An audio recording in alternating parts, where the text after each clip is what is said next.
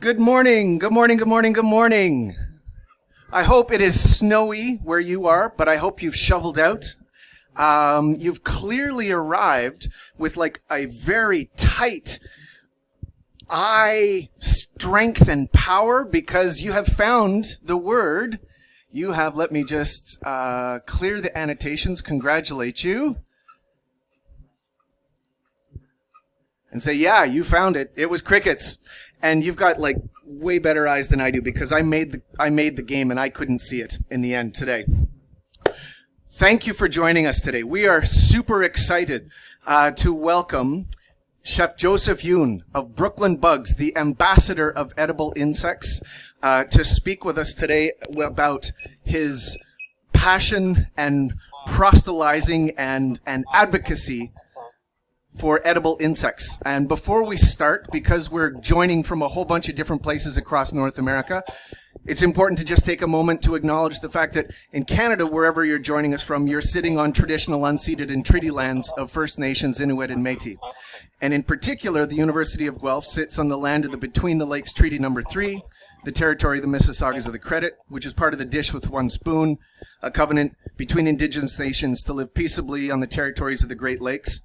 And today, this is home to many First Nations, Inuit and Métis, but it's important that we take time to reflect and recognize that our research and our teaching occurs on Indigenous lands, and we must work to ensure that our activities honor and respect Indigenous peoples, and that we must listen. And so acknowledging that, taking a time, reminds us of our collective responsibility to the people and the places where we live and where we learn. And today, we're excited. I'm excited. There's like literal bouncing going on because we're going to be living and learning with Chef Joseph Yoon, who you may have seen on Netflix, on Epicurious, on the CNN, on Asian American Life, on BBC, on Kelly and Ryan Seacrest, or on CBC as it happens with the amazing Carol Off. And today, Chef Yoon is here. So Chef Yoon started Brooklyn Bugs in 2017 with a mission to create an appreciation of edible insects through delicious, creative, and educational programming. And we are super excited that you've taken the time today, Chef Yoon, to join us. And I just wanted to say an amazing thank you, an enormous thank you to the amazing Sherry Hinks for reaching out and making this connection and allowing this sharing to happen today. So wherever you're sitting, please, if your camera is on, and you can turn it on, and the chat is enabled in the Zoom environment today. So sit back and join me with either an emoji round of applause or an actual round of applause, and I will stop the sharing of the screen, and we will learn from Chef Yoon. Thank you so much. Thank you, Alex, and thank you, Sherry. I am so thrilled to be able to present for you guys at the University of Guelph. I very happily will be at Quebec City in April and in June for the Insects That Feed the World conference, and again in Vancouver for the ESA conference in November. So I also plan on being in Ontario near you guys to visit Entimo Farms and Aspire Food Group, who are also nearby where you guys are. So hopefully at some point I'll be able to visit you guys in person. Face to face. So one thing I wanted to mention is that I usually give a slideshow presentation, and while I thought that'd be very helpful for your cooking classes, I wanted the presentation to represent the changing world that we are living in right now today. With a sensitivity that you guys have been living through COVID, we all have. And it breaks my heart that for 2 years, you guys have missed certain experiences that we were able to have in college. And so instead of giving you like a lecture presentation, I thought I would talk about what has inspired me during this time through COVID, and just discuss the metamorphosis that I've personally experienced during this time through COVID. So I'm not going to give you my entire life story, but just a little bit of backstory so you have a better idea of where I'm coming from.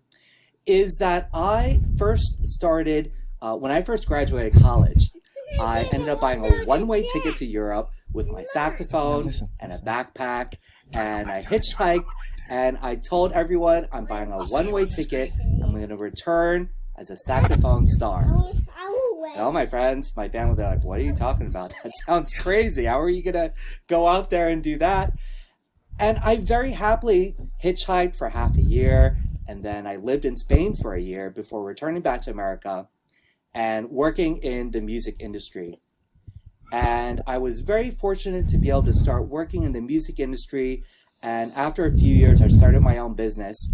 And in 2002, I started a business called Spectrum Music as an artist manager. Cool. And I loved music. And so I just felt very fortunate to be able to do something that I really, truly love and feel so passionate about. After about 10 years, I began to feel a little burnt out. And I was like, I need to do something that I love. And so I decided I was going to start cooking, something I had a tremendous passion for, but I've never done it professionally. So I was like, let me do some pop-up events. And this was so I graduated college in 97. I started my own company in 2002 in the music industry.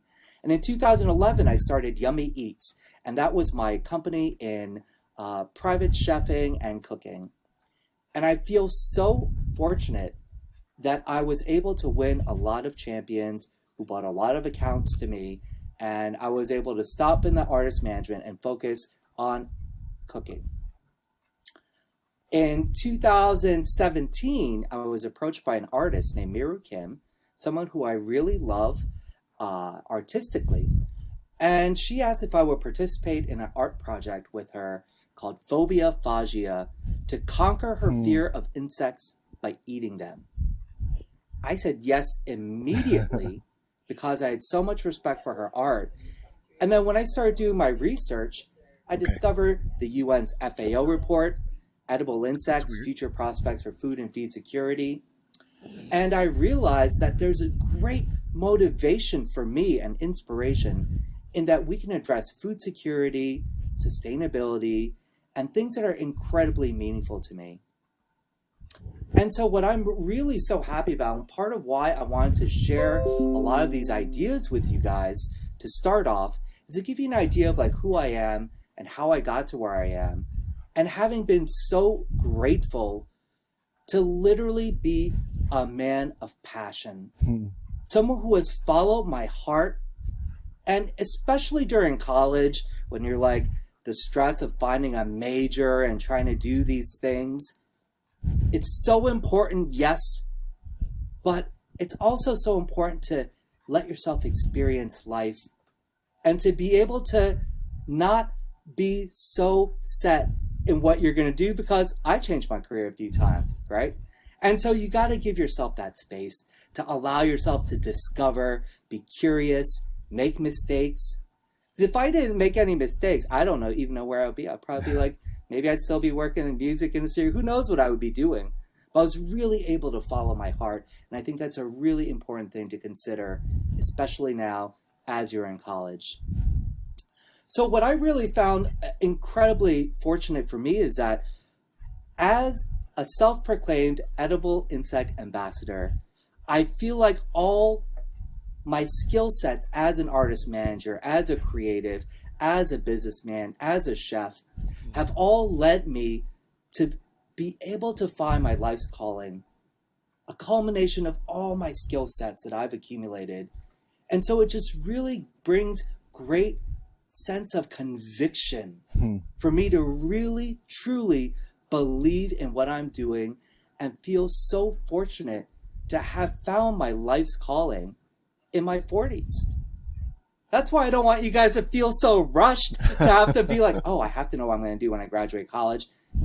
There's time, guys. There is time. And so if you guys are wondering, what is an edible insect ambassador? I've never even heard of this word before. It's a word that I made up, or a phrase of words that I made up. And some people may think, okay, that sounds a little strange, a little weird. They're not wrong. And I actually celebrate and embrace the idea of being strange and weird. It's not a bad thing, right? Some of these ideas, like if you think about what it means, like if someone's like, stop bugging me.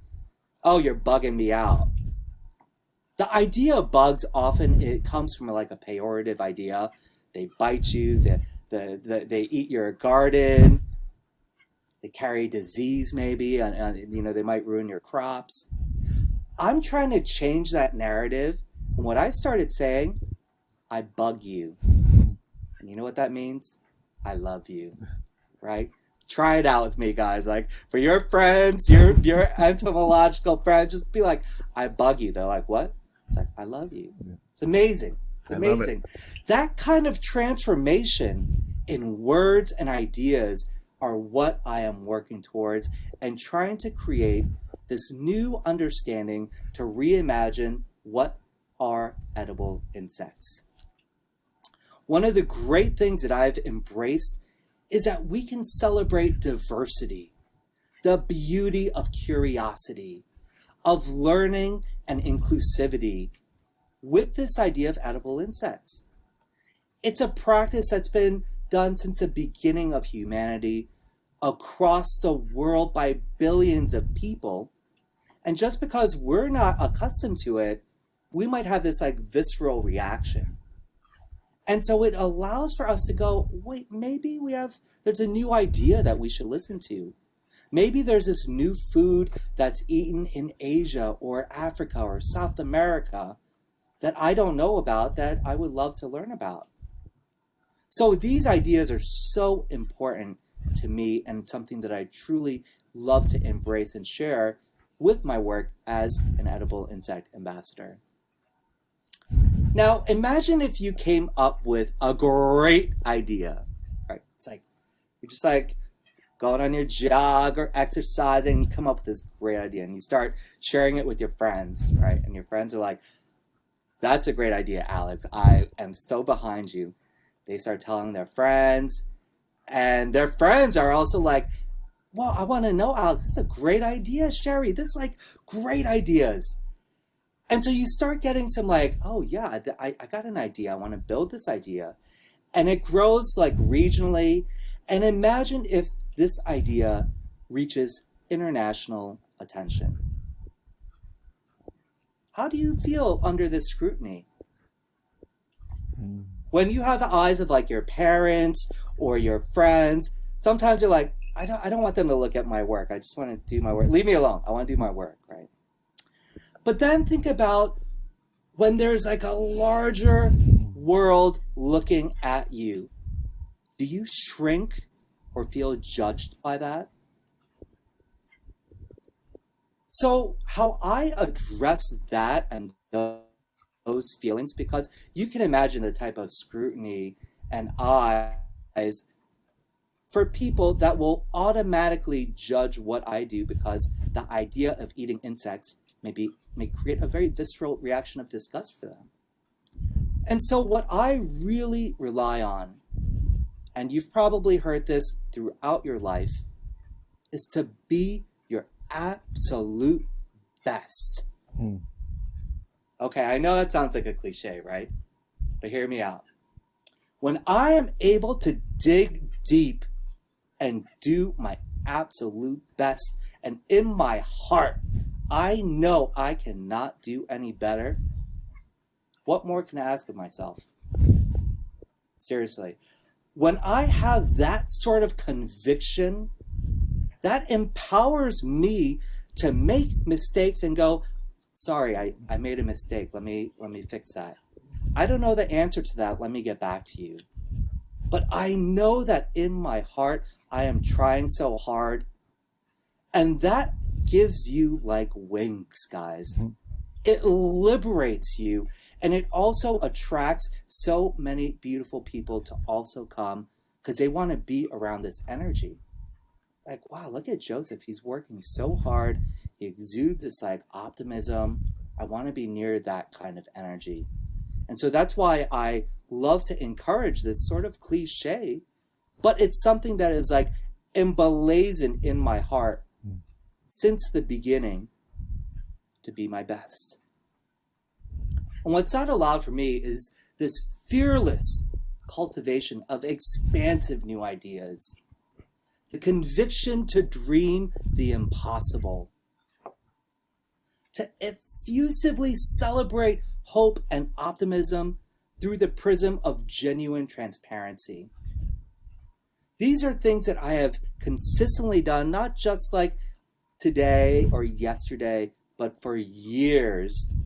As I share like my work on social media, I consistently write long posts about these ideas. Like, no kidding, right? And so this was really necessary because the idea of eating insects alone and saying like, hey, we should eat insects because they're sustainable and it supports environmentalism, that will go so far. Okay, how many people would actually do that just based on environmentalism? And how tired would people get if I was like, you gotta eat bugs because of this? It only goes so far. The idea of like eating something new for the foodies, great. I'm a foodie. I will eat anything at least once. Yeah, that'll also reach a small group of people, but not everybody. So how do we effectively communicate and reach out to all the other people through inclusivity, through understanding, and really working interdisciplinarily so that we could begin integrating the ideas that we have through culture, through the liberal arts, through the sciences, and making it as inclusive as possible.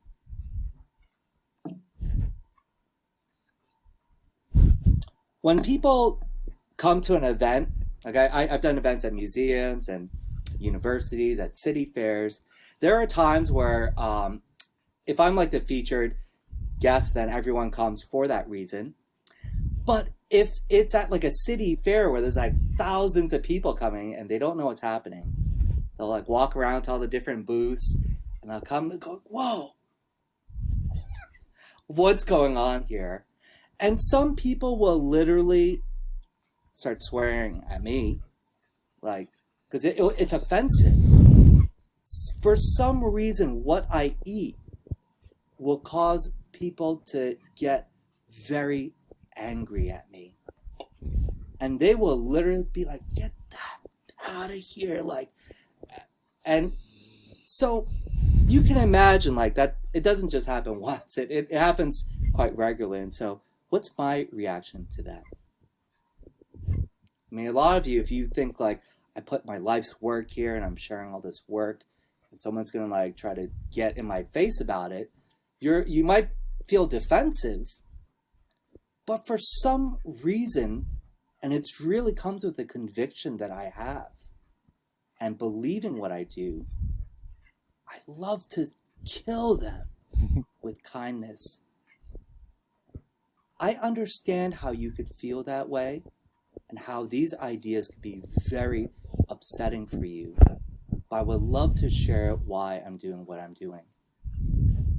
And to be able to genuinely share that idea with people and to see them kind of their anger melt, like, wow, that guy, I just shouting at him and he that's his response. These are so important for me as a human and how I share my life.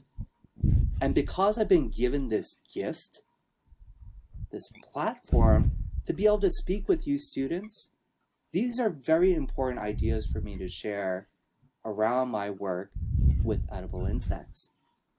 And one of the greatest victories that we've experienced in the edible insect industry collectively is that since I started, we got a ton of incredible media from day one.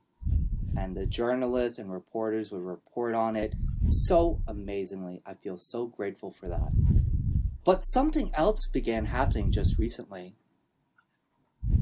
The New York Times opinion piece that came out this week, the PBS Nova piece that came out last fall, the Asian American Life on PBS piece that came out, they all have something in common.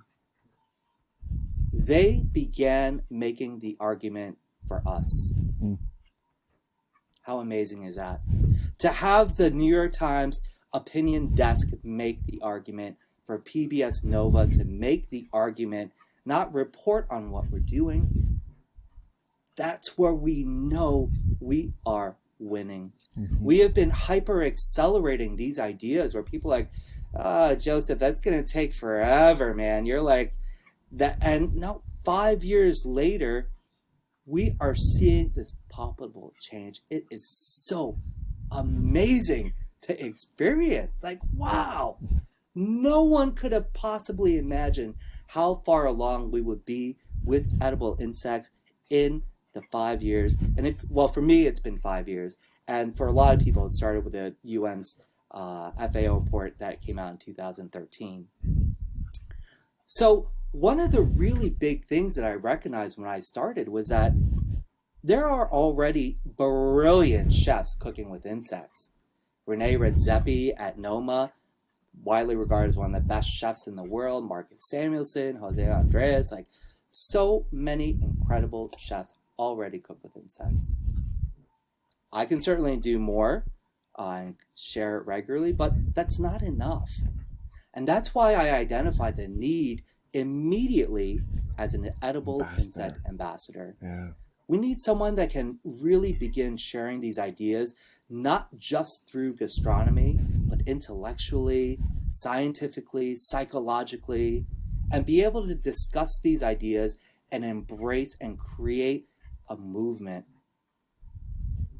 And that's something I love to be able to share and hopefully be able to encourage you as you're in college and you're thinking about, what do I want to do? It's like, oh, maybe this idea of like, how could I get involved in edible insects?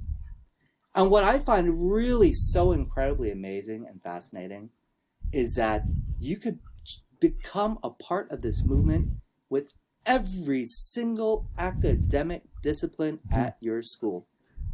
We need engineers who can create new farm ideas and techniques. We need entomologists. We need scientists. We need to come up with new words for how we're going to call these insects.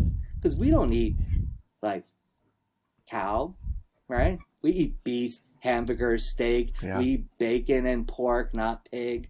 So we even need new words for how we're going to address these ideas.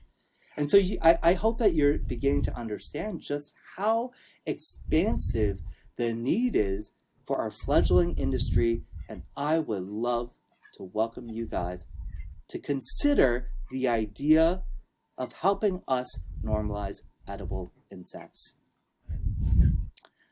So during this period of COVID, I've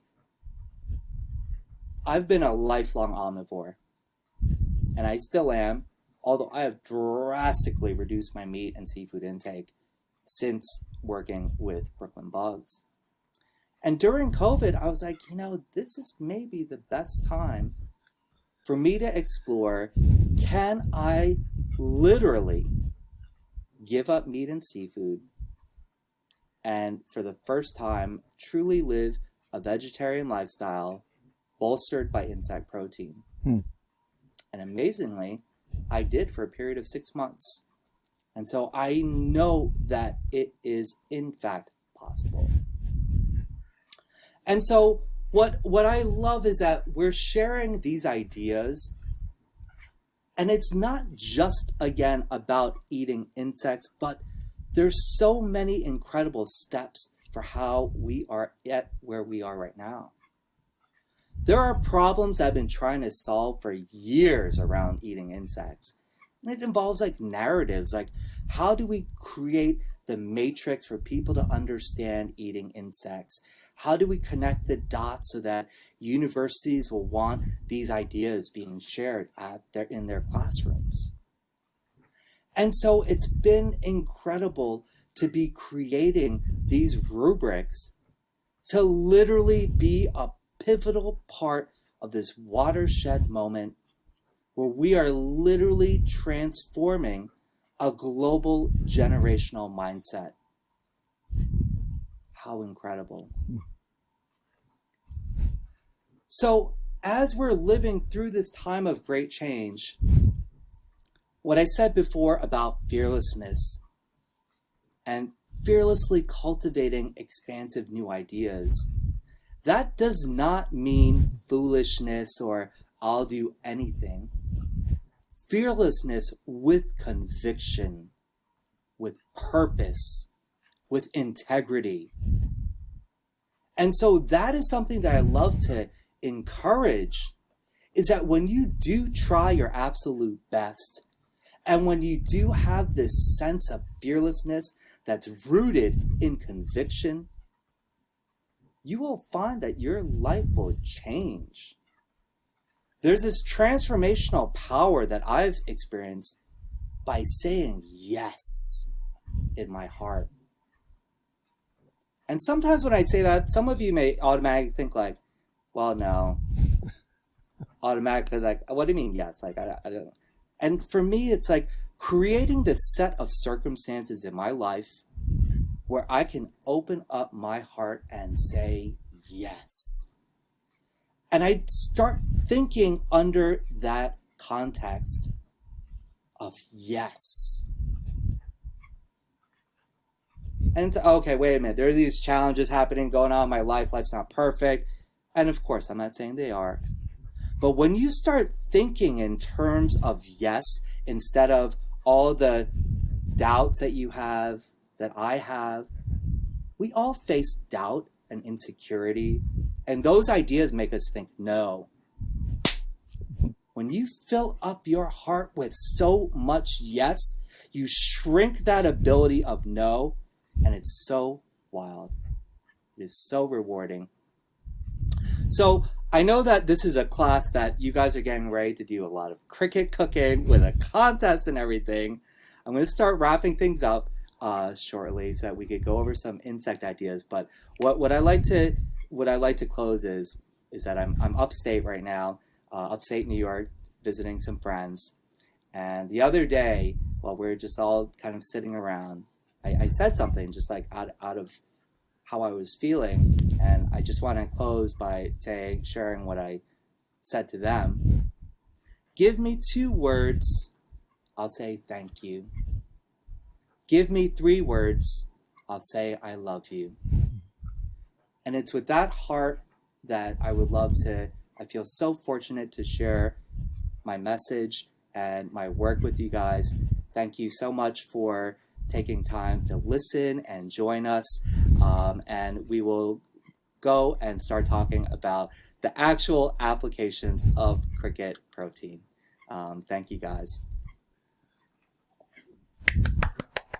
That I would say that's electrified me in a way that it's made my hair stand up on end, but you'll just have to take my word for it. It is.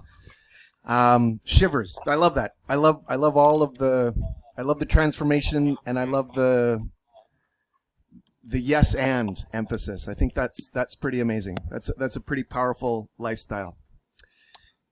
And thank you, Alex. I appreciate it. And there's all sorts of positive thoughts popping up in the chat as well. But I'll mute and we'll keep going. All right. So, guys, I apologize. Oh, we bug you too. I have not been able to follow the chat because I would get a little distracted if I did. But I'll go back to it after we do a little bit of this slideshow here, which is in big part, I believe, will hopefully inspire you guys to think about what you want to cook for the Great Cricket Cooking Challenge. So I just put together a bunch of different pictures and slides, and I'll run through it pretty quickly, just so we could get to the Q&A. And I'm going to stay a little later as well, so I'm not feeling super rushed to go through this. So I'm happy to say and answer all your questions for whoever may have them. So this is just a setup of food that I had that I made for a show. Just shows like a variety of different insects here. And this is a cricket mashed potato bomb. And so I made this really delicious mashed potatoes with cricket powder, put cheese in the middle and crickets, and boom, look at that super oozy cheese on that fried mashed potato. And I also made this green ahi sauce that also has cricket hydrolysates in there. So I love adding a lot of different layers of crickets in all the food. These are cricket cream puffs that we have. And so cream puffs are made with a pat de choux, and I added cricket powder to that and also in the whipped cream as well. Like I said, I stopped working with meat and insect products, but if you guys are interested in making a tempura batter, this used to be one of my most popular dishes when I served meat more. Cricket crusted fried chicken. It was a really good guilty pleasure. And again, this is a cricket crusted frog leg.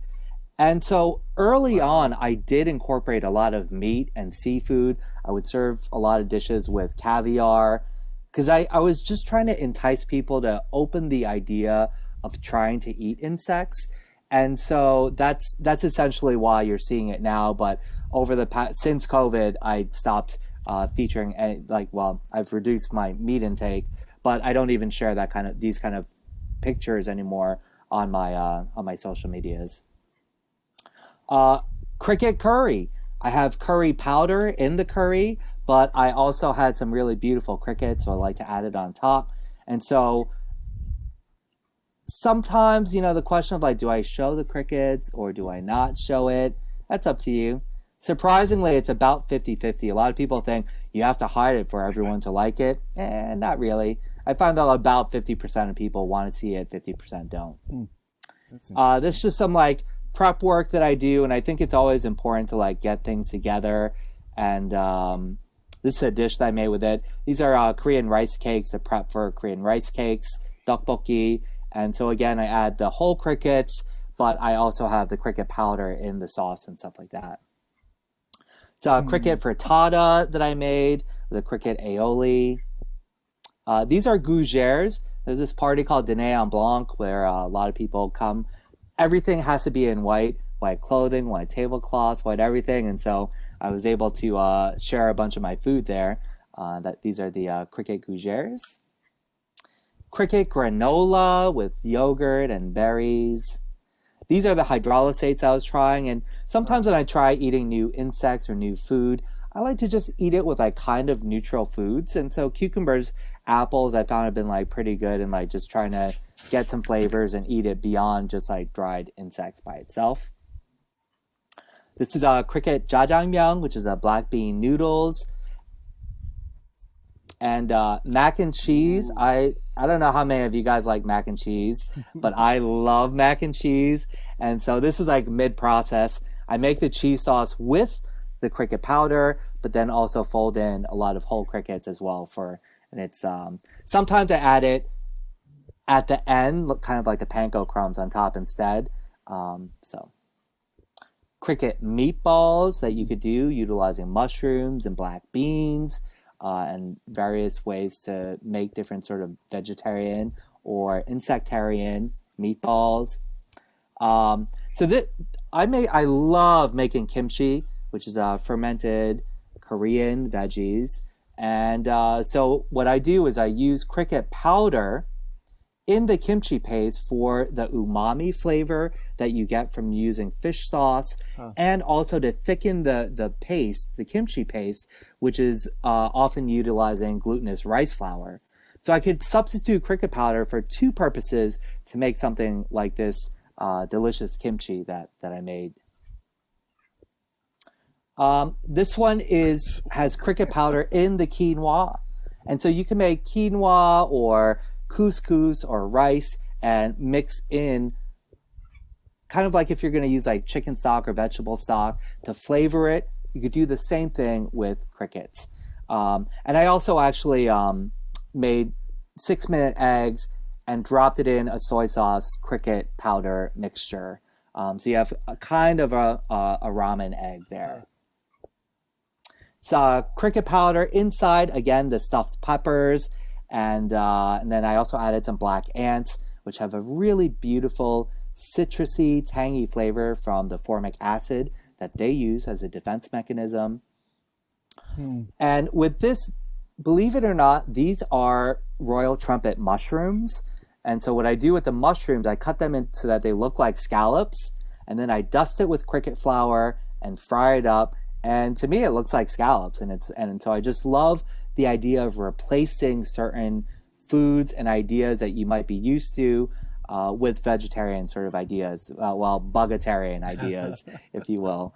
And also, this is like a beet sauce that we had that also has, you guessed it, cricket powder. The magic ingredient in everything on this slideshow.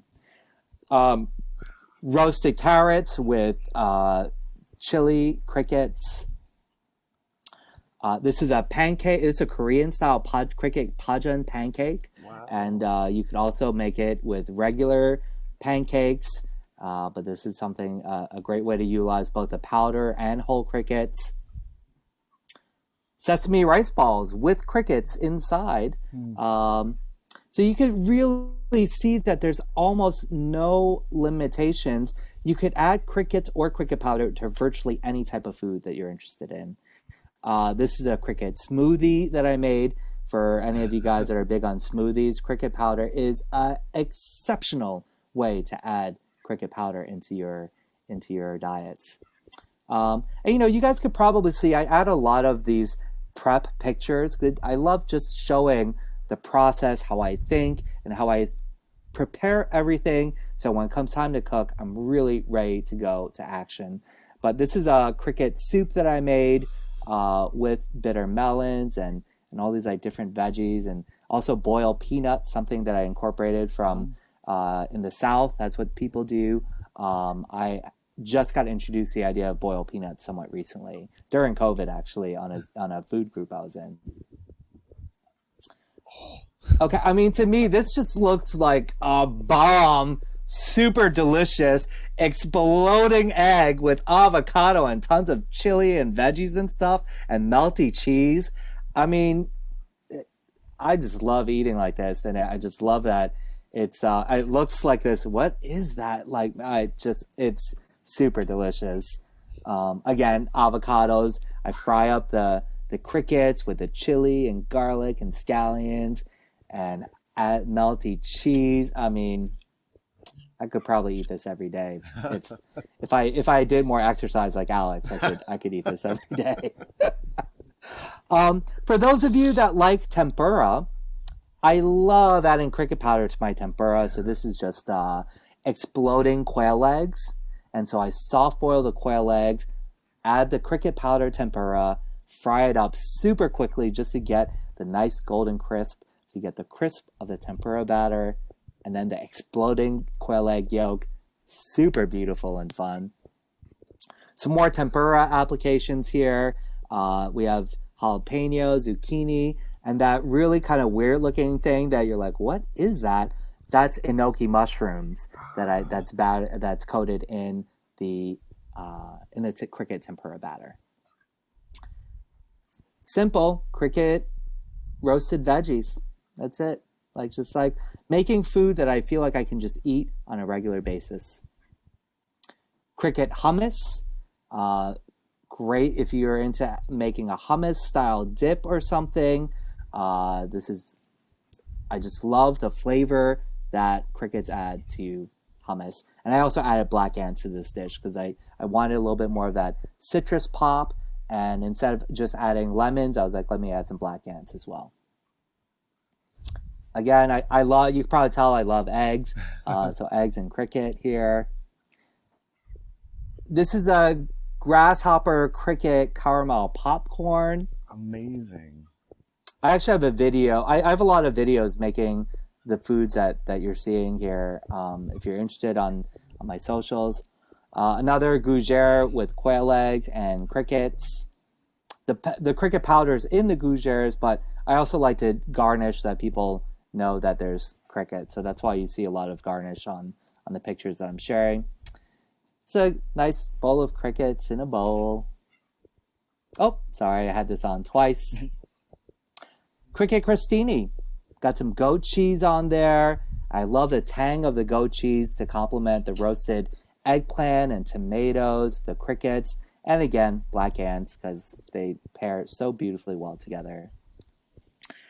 Cricket chili, just like frying up the crickets in this with peppers and onions and garlic, and a gochujang sauce, which is a fermented Korean red pepper paste. And this is the finish. Cricket and eggs. And sometimes I like to have fun. In the back, it's like purple potatoes, so I like to make a spread of that. But I love to make colorful dishes. It really makes things pop and gets things kind of really makes it exciting for people to look at when you're sharing things virtually. This is fermented crickets with honey, ginger, and jujubes. It's something that my mom makes without the crickets, but I thought I would try it with it.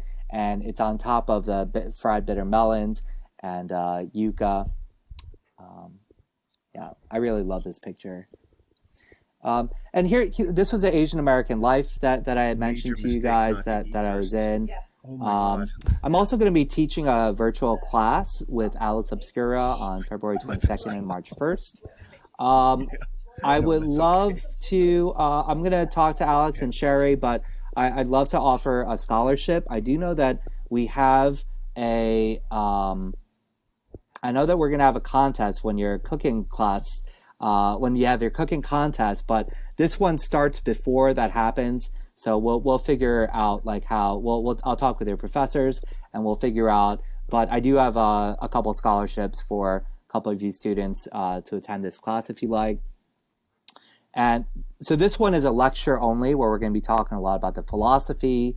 And this one is a hands-on cooking class that we'll be doing every Tuesday in April. For those of you that are either fans of Padma Lakshmi or JVN, the episode on Netflix just came out a few weeks ago. Super fun. I really loved and enjoyed being in this programming. And this is where I'll be in Quebec City. If you guys are nearby, I think you guys will be on school break, on summer vacation. We love to welcome everybody. If you have any interest in volunteering or being a part, please get in contact. I would love to get you guys involved at this Insects Who Feed the World conference in Quebec City. And yeah, that's the jajangmyeon sauce I have on my lips here. I don't know why they picked this picture, but I just went with it. And I was like, I'm down because I do literally love to eat. And this, I think, shows me in full eating glory. And the last thing that I want to share is that it's been really fascinating to be part of the future of food at South by Southwest and to be the culinary director, and a really big part of what we're trying to do in discussing the future of food is to really come to a consensus on how we're going to define food through the prism of equality, where the humanity of food lies, of social justice. And so we really want to bring a lot of those ideas and concepts and food security into the conversation. And so I'm really happy and proud to be a part of the Future of Food team at South by Southwest as well. All right, so before we're done with class, I would love to take some questions. If you guys have questions on either the presentation or the culinary, but maybe I could leave it up to Alex and Sherry to see how you want to direct this, or maybe we could go through the chat, or if you saw a chat question maybe that you want to address, you kind of take this next step here. Sure, that's amazing, but I think some people are already doing it, but let's start out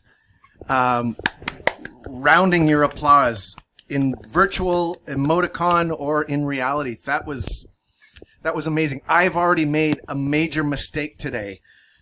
I didn't eat breakfast. Like what a ridiculous plan. I'm just ravenous now.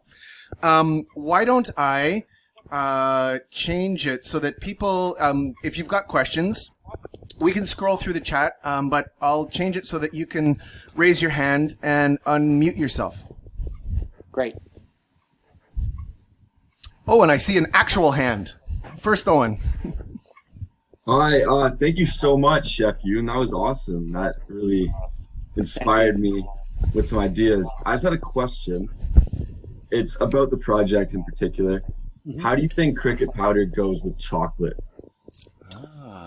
Cricket powder itself has chitin in it. I'm going to put this back in because I think it's better for me. Cricket powder has chitin, which is the protein found in the exoskeleton of arthropods like shellfish and insects. So I think that when you mix the powder with chocolate, it's going to be a little grainy. But as like sorry, didn't mean to cut you off. As like a flavor profile, how would that work? If I could somehow figure out Flavor profile, it will work well. So when I add crickets to my chocolate, I generally do whole crickets because then I think that it gives it texture and crunch. And so what I've done before is like had crickets and Rice Krispies as like the two components that kind of work super well in like a chocolate bark. Thank you. That's awesome. Yeah, you're welcome. Thank you, Owen. Amazing. I'm going to try to go in order. Alex, do you want to keep calling people? Sure, if that helps at all. But Yeah, I that know, will help. Yeah. Super. Thank you. Chloe. Chef Yoon, you speak to my Korean heart. I miss home. Hi, Chloe. Hi. Annyeong. 안녕하세요. Oh my god, your food looks so mashiseo, and I just like the kimchi idea. I actually put in our class, we were talking about surprising places to find insects, and I was like, or invertebrates, and I was like, the first time I found out that kimchi has like brine shrimp and fish sauce, I was like, crap, because I'm actually vegan, but I'm really excited about this sustainable source of protein. I was wondering how your family reacted to adding insects, which are definitely not a traditional part of Korean food, into your Korean food. And I was also thinking about maybe doing a dish like sujebi or maybe even kalguksu for mine. Oh, that sounds good. Yeah. So she was talking about making a flour-based products with utilizing cricket powder. And so I think that is a wonderful way. And going back to my family, I feel so fortunate that my family are just really so supportive. And so while they might not all like jump at every chance to eat insects with me, I feel like they really have given me the foundation and support to have the confidence that I have in doing my work. Because if they were all like, oh man, this is, I would still be doing it, but it just kind of like really lifts my soul that knowing that my family support me so much. And actually, when I brought home some insect kimchi, I think it was a little while ago, and my mom tried it. She was like, "What kind of fish sauce did you add to this?" And I was like, "Oh, Mom, it doesn't have fish sauce. I just used cricket powder and soy sauce." And so I have a ton of videos making kimchi actually on Instagram. So yeah, but I think bibimbap or any variety of Korean food where you could just add like the roasted crickets as an element of the dish, I think would work really beautifully. And I also add cricket powder to like gochujang, the Korean red pepper paste. Yeah, so you can just really add so many layers. And just like when I cook with salt, I always salt every layer of the food. I don't over salt, but you want to flavor every part of your cooking. So I try to incorporate that same idea into when I use cricket powder. It's like, okay, I could add it into the sauce. I can add it into the food. I can add it into the noodles, into the soup base. And so I really do try to integrate literally as much as possible into the food as, yeah. So you think of it as like a really strong umami component? It depends on where you're getting your cricket powder from. I believe you're getting it from Entimo Farms. Yes, yeah. But the process that I have about 10 different types of cricket powder, and I can identify it by smell. I can identify it by taste for sure. Cool. And even some by look, because some of them roasted at high temperatures, some of them dehydrated, some like they get rid of the exoskeleton, right? And that affects. That's the hydrolysates. Yeah. That's through food science labs. But yeah. So I can't wait to see what you make, Chloe. Thank you so much. Yeah, I'm going to circle back with your class and be part of the final voting with Alex and Sherry, actually. Not scary at all. I'm looking forward to seeing. it should definitely not be scary because you know how inclusive and squishy I am. So I'm not going to be like judging you guys, so I can't wait to see what you guys all make. So Thank you. thank you, Chloe. I love it. Inclusive and squishy. I think I'm gonna keep that one. Olivia. Right. Yes. Oh, okay. Yeah. I just want to say the idea of filling your heart with yes is insanely beautiful. Oh my gosh, you are amazing. Second of all, I just second of all, I just wanted to ask if you had a like a moment where you knew that this idea was right for you. Sorry, my dog's causing chaos. Oh, thanks for asking. I recognized it almost immediately because when I looked online and I saw the intention behind this, that there's the idea of sustainability, environmentalism, addressing food security, that profoundly had an impact on me personally for my personal inspiration and motivation. But a few short months after working with edible insects and getting the small amount of interest that I did, I decided to throw a festival, my first festival, Brooklyn Bugs Festival. That's where the name Brooklyn Bugs came out of.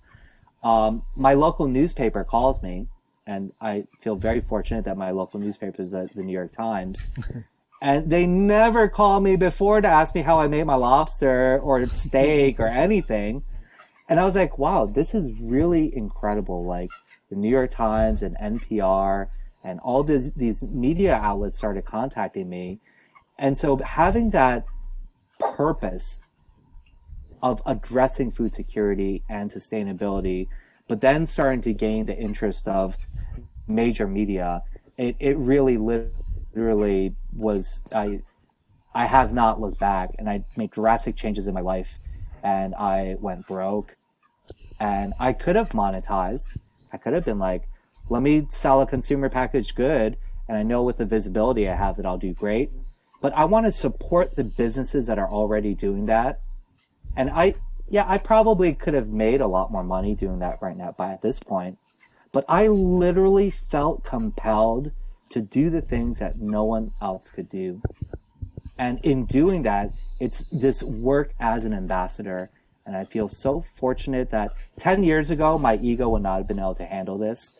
I would have crumbled. I know it takes so much. It's both exhilarating and exhausting for me to put so much of myself out into the world. And I feel so fortunate that my friends and my family, they're just consistently always there. And so one of the big things about talking about these relationships and things I love to share with you guys in college is that is probably the most important thing that I have cultivated. It's my relationships with my friends and having the emotional intelligence to be able to say, I'm sorry immediately and mean it. And really, so I've learned so much, and I feel like this is a time where I have the bandwidth and the heart to be able to do what I'm doing. So immediately, I guess, would be the answer. Yeah. Thank you for asking, Olivia. Amazing. Thank you. Can't wait to see what you make. That's awesome. Stuart. Hello. First, I wanted to say that what you talked about, how you've had multiple careers and you don't have to have it all figured out. It really hits home with me. At pursuing a degree is actually a second career for me, so it's nice to have sort of that reassurance. But I do have sort of more of a technical question concerning the cricket powder. Okay. I like to make pastas and breads, and I'm sort of thinking maybe something like that. But how does cricket powder affect like the flour and how that sort of holds together in like a pasta or a bread or breading? Yeah, Stuart, great question. Good luck as you begin to explore like these new options in your life. So cricket powder, and cricket flour. I think that Sherry asked me this, and so I'm glad you actually brought this up. Okay. When it first came out, people called it cricket flour, and it's a misnomer because it's not a flour, but they were referring to it like that because of the consistency. And so I like to encourage people and the industry to now start saying cricket powder because it's more accurate, because you can't replace the cricket powder in equal parts for flour because it doesn't have gluten. Right. And the gluten is what allows the bread to stretch and expand and become like the beautiful things that we know bread and bread products to be. So when you do the substitution, if you don't need it to rise like bread, if you're making like a brownie that's not quite, doesn't require as much of the properties of the gluten, you could go 25, 35% Okay. of substitution. If you want more of the properties of the bread, then I would say when you hit about 15%, you're going to start losing some of the properties that you need. But you can totally fortify not only the flavor, but the nutrition of bread and bread products by substituting 15, maybe even, depending on what type of bread you're making, maybe even up to 20% of it. And then in other products that don't require the rising effect, then you can like go 30. And I know some people have gone up to 50%. To me, that's generally a little too much on the flavor side for me. Yeah. Because if you think about something like garlic, I mean, I'd probably guess that 80-90% of people here love garlic, because I mean, who doesn't love garlic? But then if you're like, here, try eating this garlic raw, like, wait, you crazy? That's gross, right? So I think that a lot of us are, not you guys, but collectively are at the stage of eating raw garlic, like considering eating insects in those terms. And so it's up to us to think, okay, how do we cook with these products so that we can start learning the properties, like when you roast garlic, it becomes sweeter and caramelizes it and, you know, brings out the natural sugars in garlic. So that's really what we're trying to do, is like give people a functional understanding of how they can successfully incorporate insect protein into their diets. Thank you very much. So actually, sorry. Yeah. One last thing. So for like pasta doesn't necessarily have a rise, but the gluten, you still need it to sort of hold it together. Yeah. So would you still sort of go at the 15% of like a bread? I would say 15 to 20% for pasta. Okay. Yeah. Thank you. Yeah. I can't wait to see what you make, Stuart. Good luck. Thank you. All right. Yeah. That's amazing. There's a couple of chats I've been kind of scrolling up, questions in the chat, and one of them that Moonsore asked, is there a special way that you wash crickets before cooking them? So the crickets that you're going to receive from Entmo Farms is handled and processed and packaged at a FDA-approved facility that allows you to eat it as is. So I actually don't recommend washing them, but if you're working with raw crickets or frozen crickets, then yes, then I would say wash it. One quick note that I would like to bring up, because I showed a lot of savory applications, I actually intentionally left out a lot of the cookies and sweets because I feel like those are some very obvious ideas, and I wanted to give you some newer ideas. But the idea with like crickets, when you cook with it, because it's already roasted, you're essentially working with a product that is already cooked.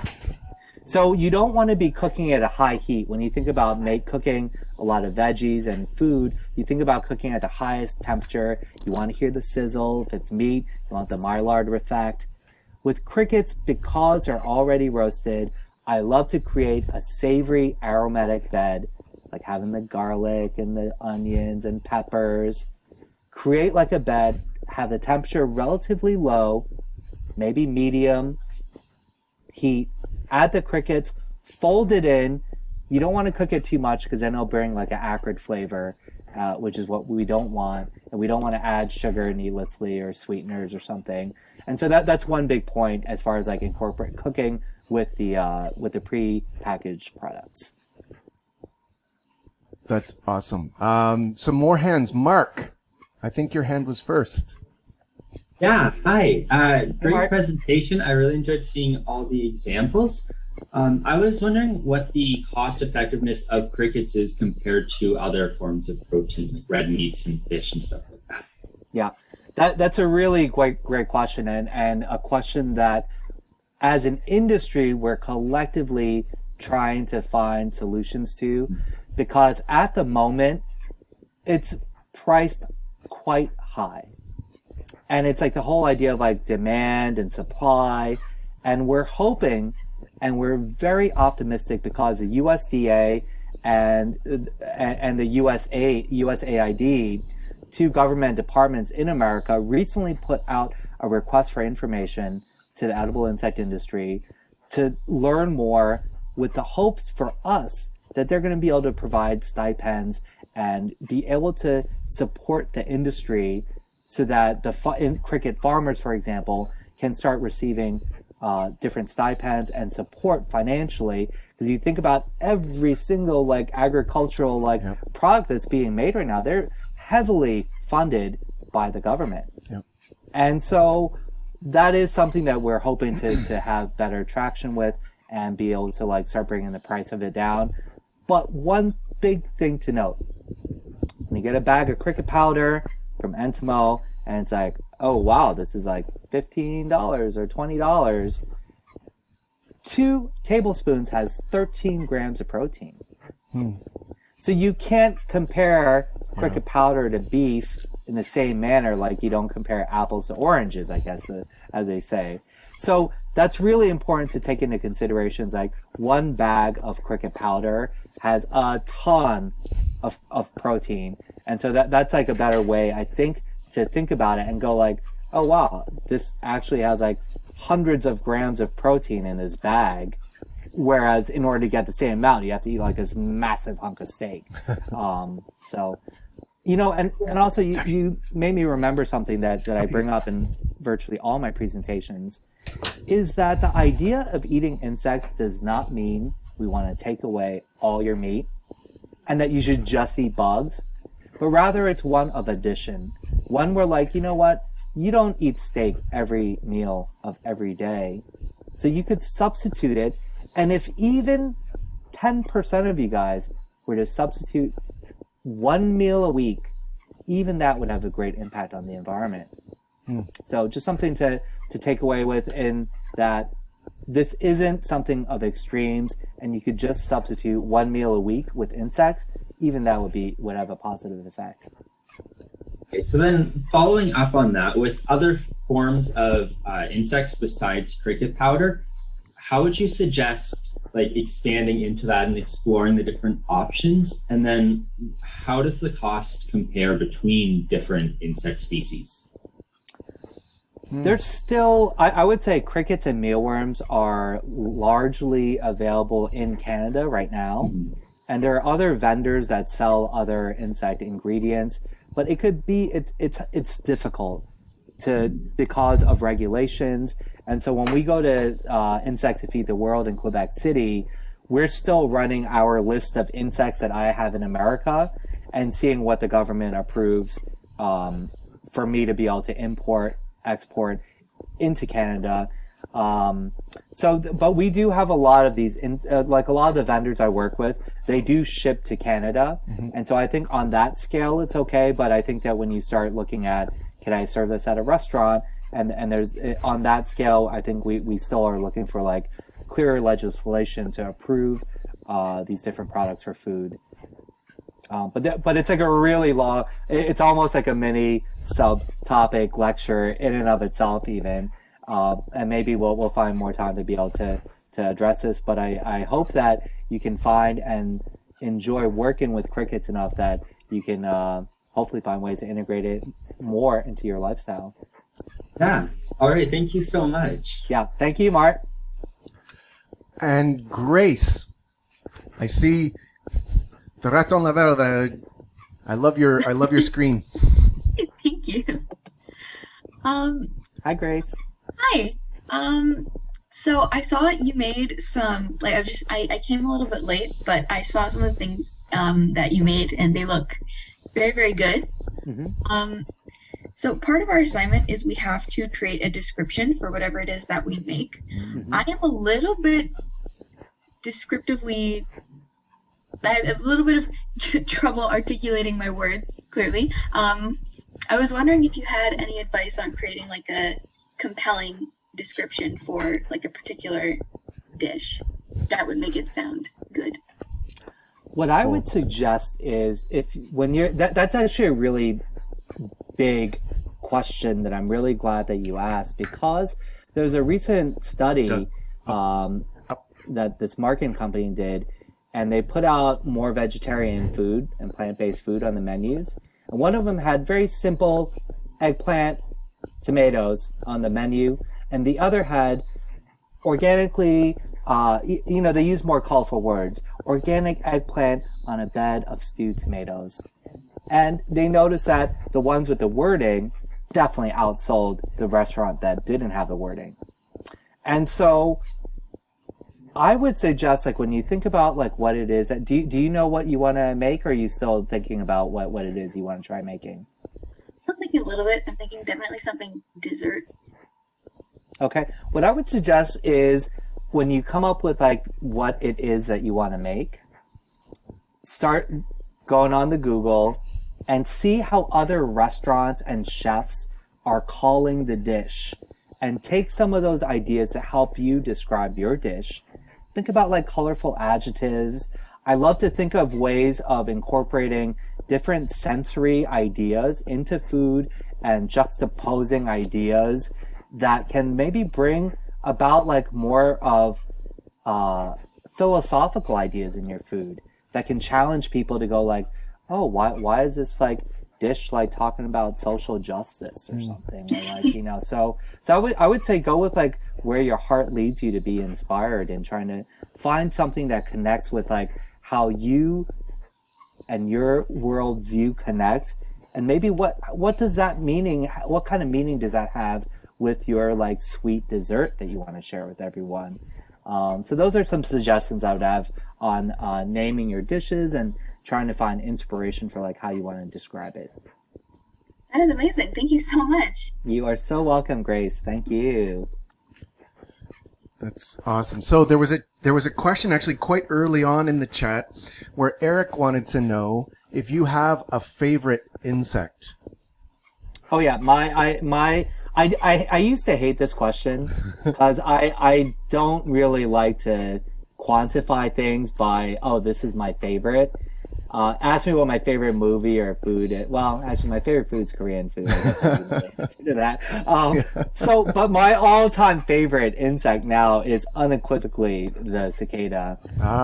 It not only did it profoundly change my work with cicadas, profoundly changed my life, but it also literally is the most delicious of all the insects that I've worked with, both with the nymph and the adult stage. And so the cicada gets the hands down, like, my all-time favorite insect. Yeah. So if I can add on to Eric's question, because I love that answer, and I'm wondering about what were the across that life history that change, was it adult or nymph, or were you enjoying them in different ways, those different stages of their life history? Well, completely different ways, because they're two completely different. They're the same but different, right? As you guys probably have learned about the different instars that the insects go through, so they are entirely different in the texture, and the flavor is also like quite different. And so for me, it did require like different applications, and like, I did some in the same way because like I love stir frying with veggies on rice and noodles and such. So I did the same thing on various occasions like that, but there are definitely very different applications because of the nature.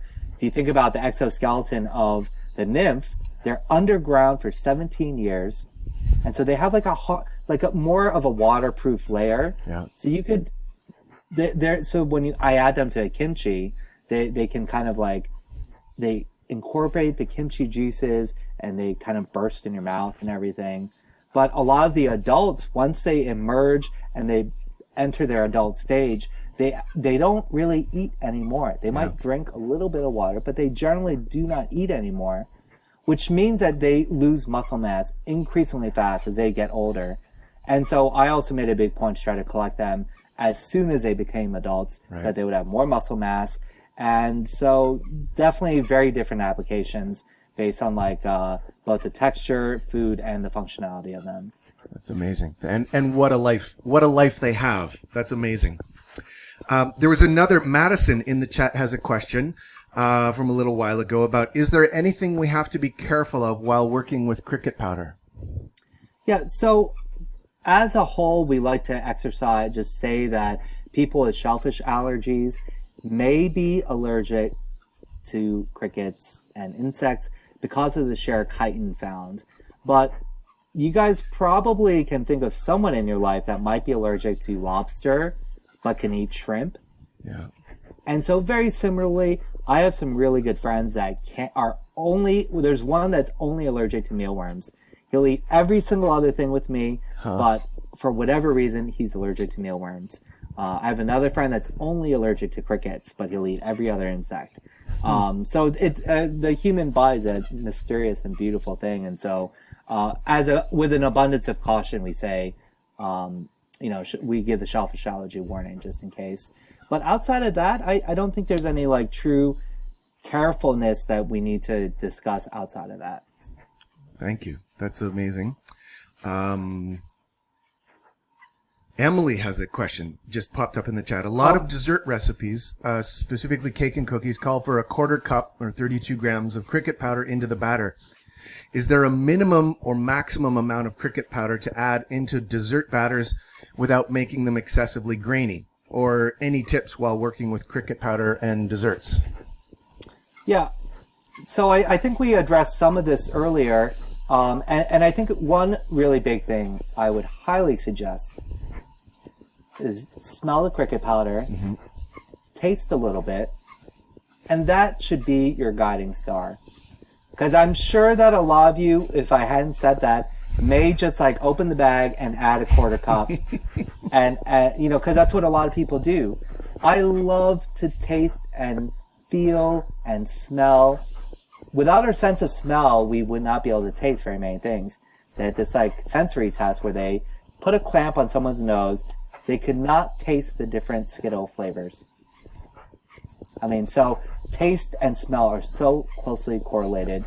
So with the desserts, I think that it's just, you want to think about how, when you have fat and different elements in your food, like butter or oil or coconut oil, that will help to homogenize the cricket powder with the flour and the egg and everything else. And a quarter cup, it's hard to determine without knowing the rest of the recipe, because does that quarter cup go into 2 cups of flour or into 10 cups of flour? So it's a relative, without more information, it'd be hard for me to say, but generally I would say maybe what you may be referring to, Emily, is maybe a quarter of the replacing a quarter of the flour, maybe, because that's often you said in baking terms, like, up to like a quarter of, substituting a quarter of the flour in those type of recipes. Thank you. That's great. And Emily adds to that. Thank you so much for the advice. Yeah, of course. I had a real response to what you were talking about at the start about the need for new words. That we don't eat sheep, we don't eat cow, but we do. We there are other words. There are culinary words that are often appropriated in English. Anyhow, they're appropriated from other cultures, languages, or yeah. And so I'm interested if there's are there suggestions, or are there proto words or that you can seed us with to go out into the world? Are there suggestions or thoughts? That is going to be one of the driving questions I think that we need to address at Insects That Feed the World conference. Cool. And I think there are challenges in that, in finding the consistency. And I've had like schools like submit like ideas for that. And I love to constantly provide case studies and challenges And maybe this could be a question on one of your quizzes if I not to be presumptuous and think that but I would love to see what your ideas for that. But entomophagy is like a Greek derivative of entomo and phagin, and so sometimes using Latin derivatives or Greek derivatives kind of help make it sound a little cooler. Yeah. But for example, even like, what do you call someone who eats insects? Is it like a entarian, entotarian, bugatarian, bug eater? And so we do need to start trying to define this, and hopefully at a conference like Insects That Feed the World, we'll be able to find answers to that. Yeah, Stuart just had a comment in the chat, or a furthering. Are there other words for them where eating them is more common that we could adopt, since so many of our words in English are adopted from other languages or cultures? That's a great idea. I mean, considering that 80% of the world's nations and over 2 billion people regularly consume insects, I would agree. And that's part of what I was trying to allude to earlier about just the idea of being open and receptive to new ideas and new cultures. And so the idea of that you speak to exactly what I was trying to say. And we have so much to learn. And I almost feel like the more I learn, the more I have to learn from other people as well. The more I know, it's like, wow, it just like opens up new pathways of learning. And it's like just a never ending, beautiful process in life. And, it's really so amazing for me to be able to work and have the opportunity to speak with Alex and Sherry. I'm hoping that this is the beginning of things where we can like really do a lot of other great things together as well. That is awesome. And Sherry, just new words for describing crickets as protein would be a great part of your reflection on your menu item, which is already in that assignment. That's amazing. Yeah, that would be great. And Chloe, LOLs, definitely other languages, although probably ones that we can't easily pronounce in English. Maybe, right. Yeah. That could be, but that's part of what, I mean, even trying to say entomophagy is like a mouthful, and a lot of people I know can't say it, even that work in the industry. They keep pronouncing it with different syllables and stuff. Yep. And I had to say that word over and over for like a week straight for me to actually remember and know how to say it, at least from my understanding, how to say it properly even. And then there's all sorts of cases where as things were as English as a language of appropriation, like mouton to mutton it gets absorbed and then used. Yeah. So cool. Well, I think that we are planning on circling back, I believe, so that I can help you guys give some awards and winners for the different classes. I mean, everyone's a winner who participates, but I think we're going to try to highlight some exceptional dishes and stuff, and I'd certainly look forward to being a part of that process.